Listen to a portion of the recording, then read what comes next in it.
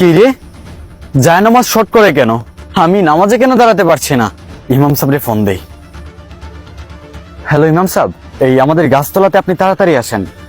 মাসুম সাহেব বলুন, আপনি কেন আমাকে ইমার্জেন্সি ডেকেছেন? ইমাম সাহেব, আমি জায়নামাজে যখন নামাজ পড়ার জন্য পাটা রাখি তখন জায়নামাজ আমার পায়ে শর্ট করে। আচ্ছা, আমি আপনাকে একটা কথা বলি, আপনি মনে কষ্ট নেবেন না। আপনি সেই লোক না যে আপনি এলাকার ভিতরে সুদের ব্যবসা করেন? হে ইমাম সাহেব, আপনি সত্যি ধরেছেন, আমি সেই ব্যক্তি যে কিনা এই এলাকার সবচেয়ে বড় সুদখোর। ভাই, আপনি একটা জিনিস চিন্তা করেন, আল্লাহ আপনাকে জায়নামাজে দাঁড় হতে দিচ্ছে না, আর আপনার এতগুলো গুনাহ আল্লাহ কিভাবে মাফ করবে? হে আল্লাহ, আপনি আমাকে মাফ করে দেন।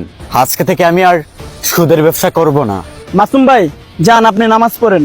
কি বলেন ভাই? হ্যাঁ, আমি ঠিকই বলছি, কারণ আল্লাহ দয়ালু এবং ক্ষমাশীল। যান আপনি নামাজ পড়েন।